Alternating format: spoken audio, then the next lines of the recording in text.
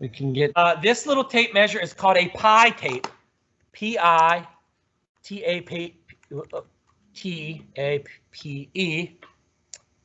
Put that in the chat just so you can see. You know what pi is. Mathematical constant we use in computing features of a circle, like area of a circle or circumference. It's that symbol that looks like a little table, right? It's part of the robot team name.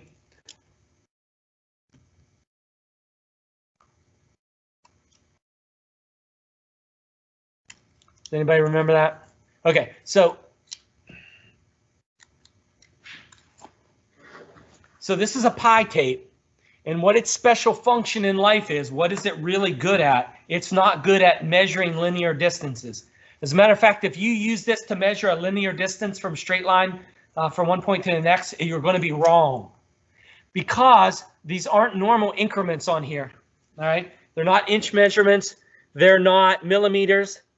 They are calibrated to measure diameter by wrapping around a circumference. Okay, so let's imagine for a minute you're in the great state of California, maybe, and you're out there with the redwood trees, and the tree is big enough that you can't even wrap your arm around, right? And someone asks you to measure the diameter of that tree trunk. Well, it'd be kind of difficult, wouldn't it? You kind of hold up your tape measure and you'd kind of have to eyeball one side and then eyeball the other, and wouldn't really line up, right? Or here's another example. Say we're on the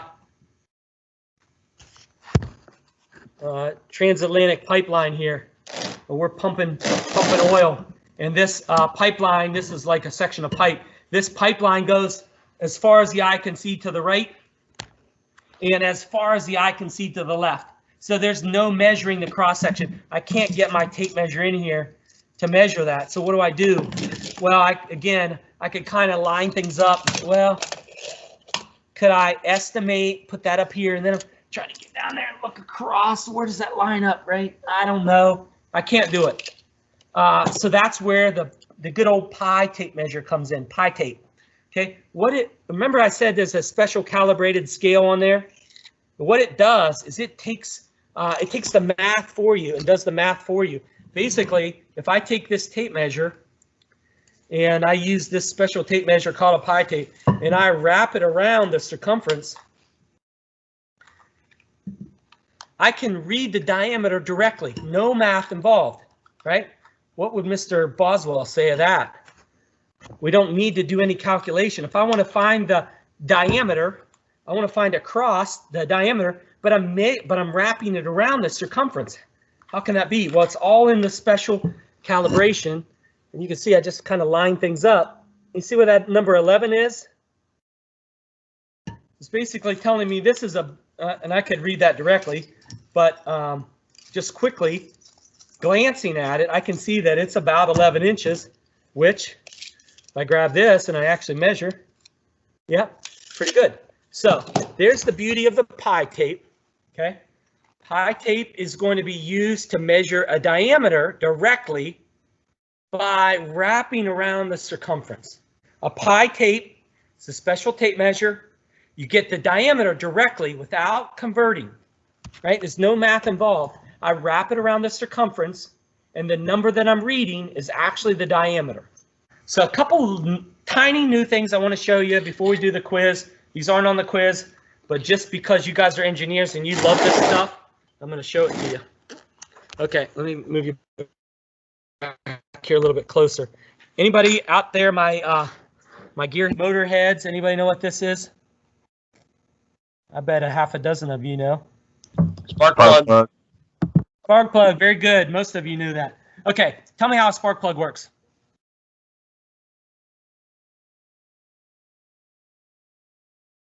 Not everybody at once. It uses a high voltage to jump a spark between a gap to ignite fuel. Perfect. Thank you, Caleb. Perfect. He said it exactly right. So on a spark plug, okay, I'm passing an electric current through there. And right here on this business end, this goes down into the engine. There's a little ground electrode on the outside. So that's this metal part right here. that little piece of metal on the outside. And then on the inside is a little round piece of metal. You touch it in there. And there, that's the center electrode. Basically, the little space between those two is where the spark occurs. That little tiny gap right in there. Okay, so I'm going to pass electric current through there. It has to jump over that gap. It makes a spark. And as Caleb said, I'm taking fuel and I'm taking air and I'm compressing them into the engine. They're under pressure. And I hit that little spark and boom, right? I get the power in the engine. And of course, just when I'm getting animated is when my Wi-Fi. So you might have got a frozen boom there. Anyway, that little gap is pretty important. Okay, it's important that I get the right gap because that I get the most productive spark if I've got just the right. Too small, the spark is too small. If it's too big, I get no spark at all. So, you know, I could measure this. Maybe am I going to be able to put a dial caliper in there? Probably not, right? What other tools do I have? Well, thankfully they made this little gauge, and there's nothing crazy tricky about this. It's a little coin disc-looking thing. Around the perimeter, you can see markings in thousands. So I know I'm going to be measuring in thousands.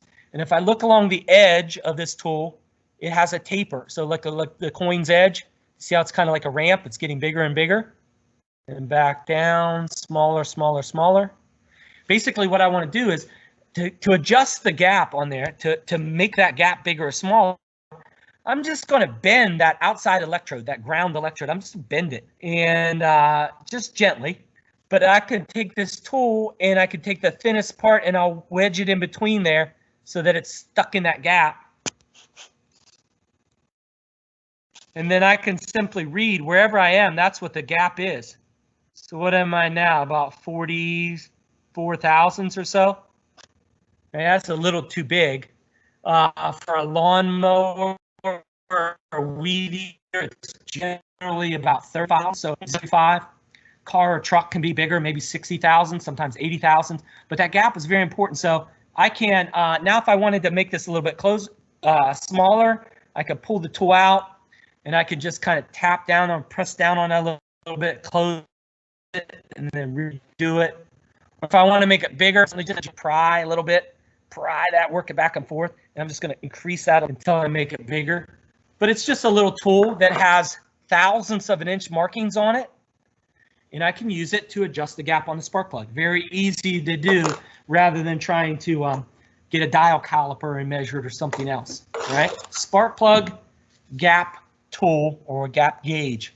You don't have to memorize that. Just thought it was interesting. I knew a few of you have probably used it, and I wanted to share that. Something probably most of you have used or seen. I bet this one's a very familiar one. Somebody tell me what that one is. A level. A level, very good. Thank you. A level. Okay, what am I trying to do with a level? Make things level, right? Make things level. I'm trying to align the bottom portion of this with the theoretical horizon, right? I want it level to the earth so that if I put a drop of water on top of here, it's not going to run off either way. Basically, it is level with the horizon, horizontal. That's where the word horizontal comes from the horizon, right? Level to the earth. And how do I make it work? How do I get it to level?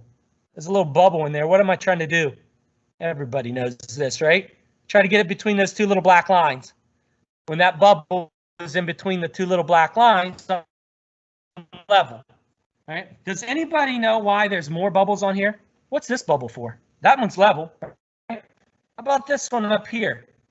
It's not doing anything right now, but if I turn it this way, I can put it in the middle. If you're leveling a wall.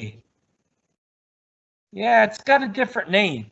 It's definitely for a vertical surface now. I want to make a surface, a plane, and I want to make it perpendicular to the horizon. So I've already leveled something, so I know it's level with the horizon. It's horizontal. I want to make it perpendicular, vertical.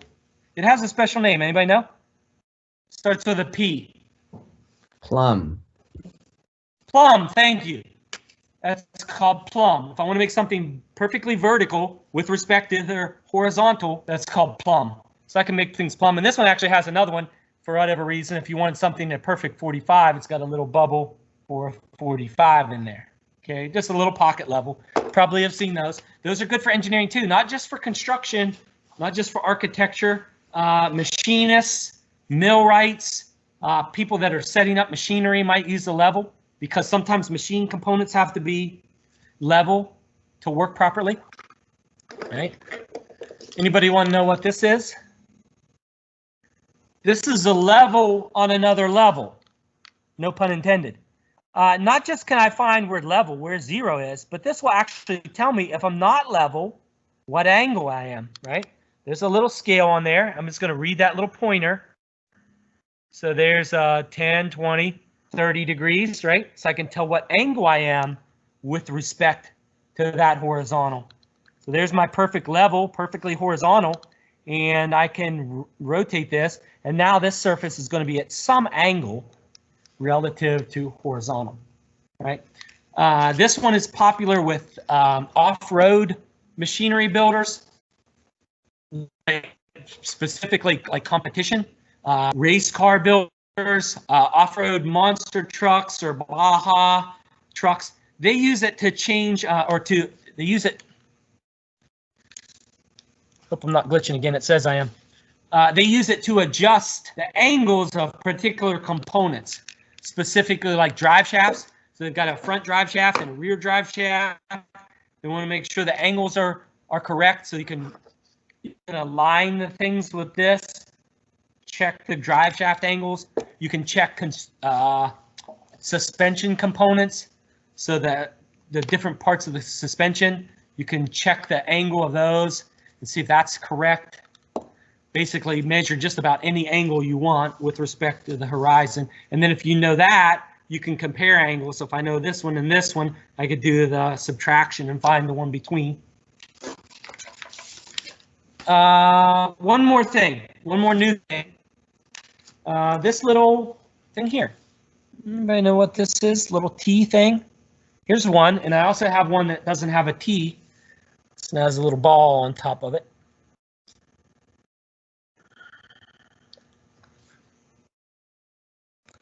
I'm trying to slow down a little bit, guys, because I noticed in some of the videos as I was posting previous videos, I go like this. Hey, see this? And it's like you guys don't even get to see it. So if something you want me to pause for a moment, if you can't see it, just tell me. Anybody know the name of these? Okay, I'll give you a hint. I don't mind. They're called telescoping or telescope gauges. You guys know what a telescope is, right? So I want to look at the stars at night. I have that tube, and I can look out that tube, and to focus it, I can collapse it or I can extend it, right? I'm moving it in or out to look at the stars. That action, we call that action telescoping action, right? So it means basically I can contract or I can extend, right? So these do the same thing. These gauges are telescoping gauges. I can contract, retract, or extend. So these little features right here, let's get closed up again. These little pins, plungers, are spring-loaded. You can squeeze them together, they bounce, okay? Now, what's really neat is out here on this little end part here, I have a little knob, thimble again. I can tighten that, and that locks them. Now they're locked in, and if I loosen it, they pop back out. It's kind of neat. What are you going to use that for, Heartline? Looks like just like a little toy, right? Well, this is for measuring small holes, specifically deeper holes that I can't get a normal tool in. So my good old rusty trusty cylinder head, we talked about this yesterday. Look at this. I've got this hole right here. This is where a valve goes, intake or exhaust valve. It's pretty deep. I want to measure down inside of there. I want to measure the diameter at the bottom of the hole and see if that valve is going to fit through there. Okay, so I just grab my multi-purpose dial caliper, because I can measure everything with it. I love these, don't get me wrong, these are great, but they do have some limitations. And here's one right here. How could I measure down in the bottom of that hole with this, the diameter? Well, I'm going to need this. Don't throw it away yet. I will need it, but I also need the telescoping gauge. Where's that one I just had? Folks, I'm losing my mind here. I had it. There it is. Here's one other. I should mention one other type of telescoping gauge. That one I showed you had the telescoping pins on it. Here's another type. Okay, this one actually works the same way, but instead of little pins, I have these two halves of a sphere, and it's all the way collapsed. I turn that little knob on the bottom. It's going to expand those. So I'm driving a wedge between them, and I'm making that expand outward. So how does that work? Well, here we go. A good time for a demonstration. Remember that hole in the cylinder head where the valve goes in? I want to measure all the way down at the bottom. I'm going to take this little tool that I got here. I'm going to collapse it. I'm going to place it down in there, down into that valve hole. And I'm going to twist that knob until I feel a little bit of resistance. That's that little ball spreading apart and matching the inside diameter. Right there feels a little bit snug. Yep, I just am just snug in that hole. I'm going to draw it back out slowly, and you can see that now I've expanded that. Okay, and now I can use my dial caliper. So now I take my dial caliper and I open it up and I just measure this. This became a reference. Right? This little tool, this telescoping gauge, became a reference by basically matching the ID, the inside diameter of that hole, right? Here's another example. This hole right here is a fuel injector hole. So this is remember I said this is a diesel engine cylinder head. So a fuel injector would go in this hole. I want to measure this hole, same problem. Try to go use my dial caliper. I can't get down in there. But I have another telescoping gauge, right? And these come in a set. Everything always comes in a set. The best tools come in a set. If it's just one, forget it. But if you got a whole set of them, you're good to go, right? So here's a set of telescoping gauges. Took this one out. And again, if I release that button, you see how those little pins pop out, right? And I'm going to squeeze these together. And I'm going to put it down into that cylinder, into that fuel injector hole. And I'm going to slide it down in there. Now they're compressed.